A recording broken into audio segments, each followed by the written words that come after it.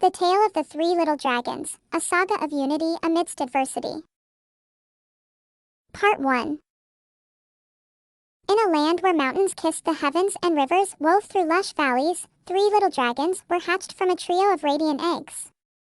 The mother dragon, a majestic creature with scales shimmering in the daylight, realized she could not provide enough for her children in this valley. And so, she sent them forth to find their destinies. The first dragon, Ember, with scales of bright orange and a love for warmth, sought refuge in the land of fiery volcanoes. On his journey, he encountered a troll with a cartload of burning coals. "Kind troll," said Ember, "might I have some coals to build my home?" The troll, taking pity on the young creature, agreed. Using the burning coals, Ember built a home, the heat from the coals providing warmth and comfort. However, one day, a great phoenix, drawn by the heat, came by and cried, little dragon, let me come in." To which Ember responded, "Not by the flicker of my fiery fin." The phoenix, filled with determination, retorted, "Then I'll flutter, and I'll soar, and I'll make your home no more." And with a mighty flap of its wings, the phoenix scattered the burning coals, leaving Ember without a home. The second dragon, Aqua, with scales of deep blue and an affinity for water, journeyed to the great waterfalls. On her way, she met a nymph carrying bundles of seaweed. "Kind nymph," pleaded Aqua, "could I use some seaweed to create my abode?" Touched by Aqua's plea, the nymph handed over the seaweed.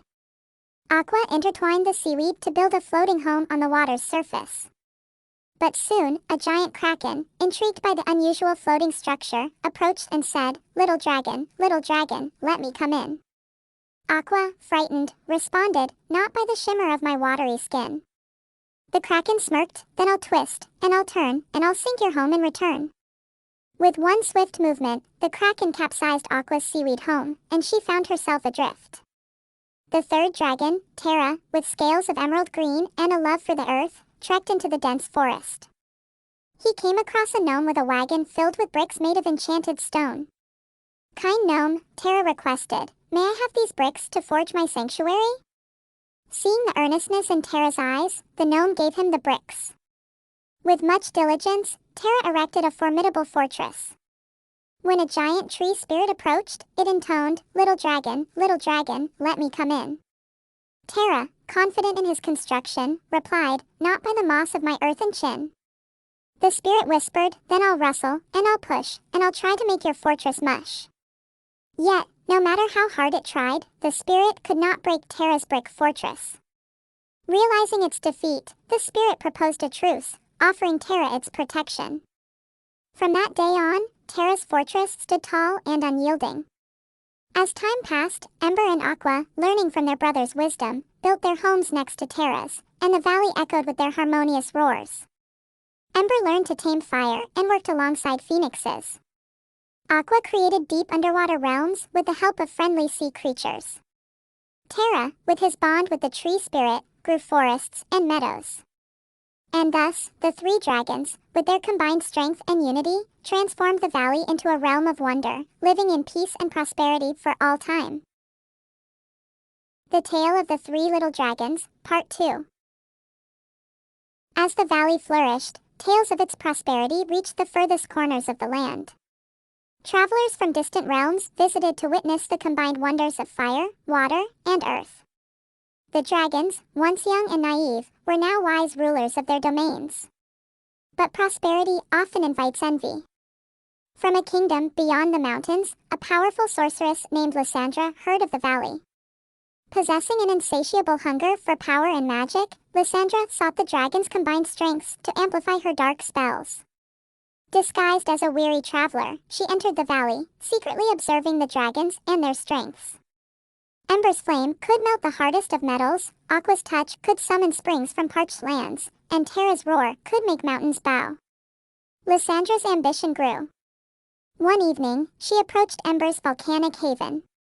"Noble Ember," she said, feigning admiration, "I have heard of a flame that never dies. Is it true you possess such power?" Ember, proud and slightly boastful, showed her his eternal flame, which he kept safeguarded in a lantern. Lysandra, seizing her chance, uttered a spell, trapping the flame and Ember's fiery essence within the lantern. The once vibrant volcano turned cold and lifeless. Lysandra disappeared into the shadows, leaving the phoenixes in distress. The next day, she sought Aqua, who resided deep in the heart of a mesmerizing coral maze.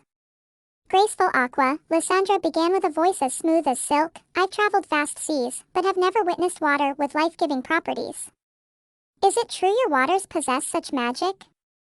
Aqua, trusting and kind-hearted, showed Lysandra a sacred pool where even the most withered plant would bloom upon contact. As Aqua demonstrated, Lysandra chanted a forbidden incantation, imprisoning the pool's essence, along with Aqua's spirit, into a crystalline vial. The once vibrant waters turned murky, and the sea creatures cried in despair. Terra, having heard of his siblings' plight from the forest creatures, fortified his fortress, preparing for Lysandra's imminent arrival. But she was cunning. Instead of a direct approach, Lysandra whispered poisonous words into the ears of the valley's inhabitants, turning them against Terra, making them believe he had caused the misfortunes of Ember and Aqua. Confused and betrayed by his own kin, Terra felt cornered. It was then that Lysandra revealed herself. Mighty Terra, she smirked, even the strongest fortress cannot guard against treachery from within. Surrender, and I promise the valley will remain unharmed.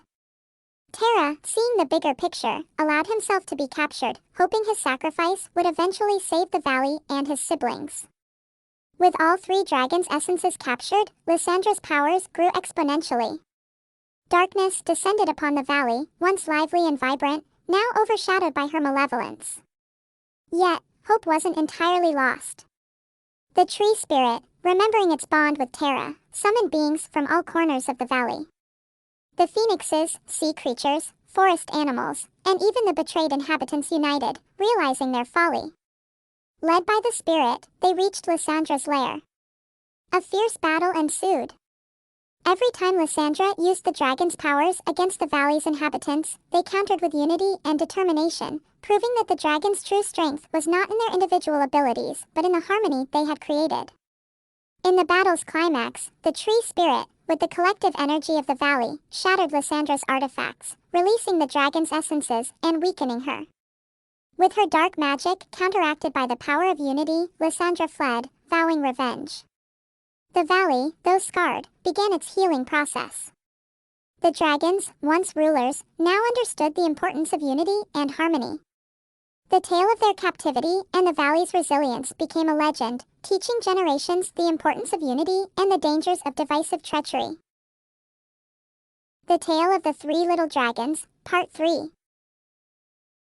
Years passed, and the valley, once scarred by betrayal and darkness, bloomed with unmatched splendor. The tale of Lysandra's treachery and the unity of the valley became a story told to every newborn, ensuring the mistakes of the past would never be forgotten. The dragons, no longer the naive creatures of their youth, worked diligently alongside the valley's inhabitants. Ember taught the phoenixes to harness their flames without causing wildfires. Aqua created safe passages through her waters, ensuring none would be lost in her coral labyrinths. Terra, alongside the tree spirit, grew dense woods and high mountains, providing shelter and protection. But, as the shadows of the past faded, a new challenge emerged. Rumors spread of Lysandra's return. It was said she had ventured into the Forbidden Realms, seeking ancient and terrible powers. Her vow of revenge against the valley and its dragons was not forgotten. One fateful night, a thick fog enveloped the valley. From this fog emerged creatures of nightmares, summoned by Lysandra from the depths of the Forbidden Realms. They wreaked havoc, tearing apart the tranquility the valley had so dearly earned. The dragons, anticipating Lysandra's return, had prepared. They summoned their allies, the phoenixes, the sea creatures, the forest beings, and every creature of the valley. A great council was formed. We must combine our strengths as we did before, declared Terra, his voice echoing through the gathered crowd. Aqua spoke next, her voice calm and serene. Lysandra will expect this. We must be unpredictable. Ember, his fiery eyes reflecting his determination, added, we must also protect the valley's heart, the source of all our strength and unity. The heart of the valley was a sacred grove where the energies of fire, water, and earth converged. It was the source of the valley's life and magic. If Lysandra captured it, she would be able to reshape the valley to her will. The valley's inhabitants split into groups. Some would defend, others would counterattack, and a select few, led by the dragons, would protect the heart. As the fog thickened, Lysandra revealed herself more formidable than ever. Her eyes glowed with dark intent, and her voice, filled with malicious glee, resonated. This time, dragons, you won't escape my wrath. A chaotic battle raged. Lysandra's creatures, though terrifying, were no match for the combined might and unity of the valley. However, Lysandra herself was a force to be reckoned with. Using her newly acquired dark powers, she created rifts, trying to tear the valley apart.